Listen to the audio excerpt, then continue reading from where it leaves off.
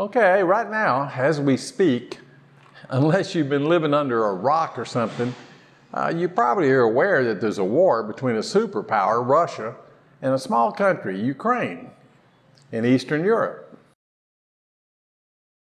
You know, I don't really want to get into the politics of how this all started. That's not what I'm here to do today. What I'm here to do is tell you how history can repeat itself and has repeated itself and how it can do it again. So should we be worried about a war in a little country that we really can't even find on the map unless we look closely? Well, I'm going to tell you, you damn sure should be worried. And I'm going to tell you why. If anybody remembers World War I, which started in 1914, it started with the assassination of Duke Franz Ferdinand of Austria. He was killed by a Serbian nationalist. And shortly thereafter, all of Europe was pulled into a world war that wound up killing 30 to 40 million people and introduced poison gas as a weapon to the Western world. A little later, in World War II, 1939, Hitler invades Poland. And several of the countries decided they had to stop Hitler's aggression, and they tried. This grew and involved more countries until pretty soon we were involved in a world war. And it didn't stop in Europe. It expanded to the Pacific with Japan. And the U.S. homeland got hit in Hawaii. 70 to 85 million people were killed in World War II, and ironically, the largest casualties were suffered by Russia. So at the end of World War II, we know how that worked out, and it wasn't good. So what do these have in common? And what do they have in common with the situation we're in today? Well, what they have in common is little things grow to be big things. A small war escalates into a big war. And why?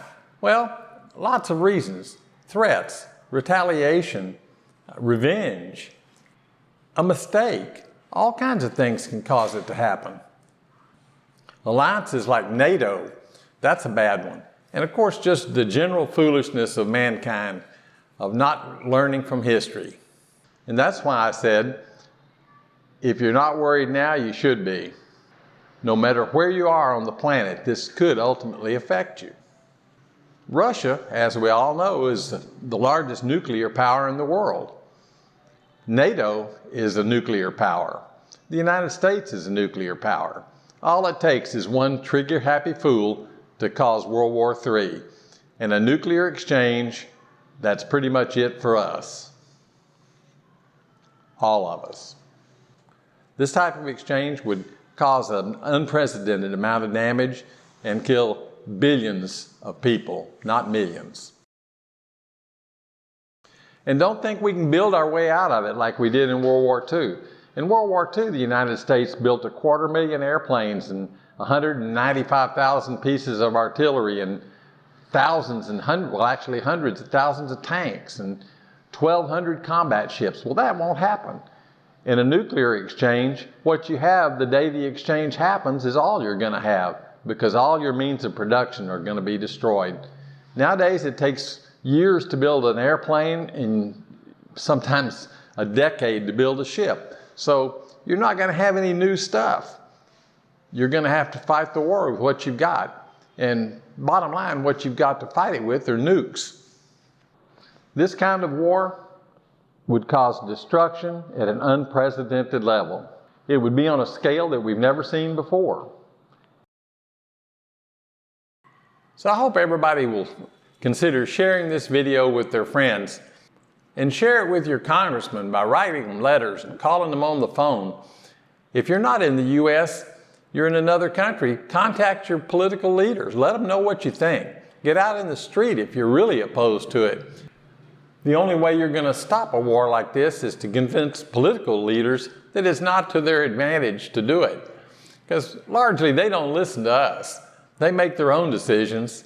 We're not part of it, but we're the ones that live with the results. I do want to say that if we get into a conflict that leads to a world war, there's not going to be a lot of survivors, and I'm going to show you who those survivors are. And this isn't funny, it's a fact.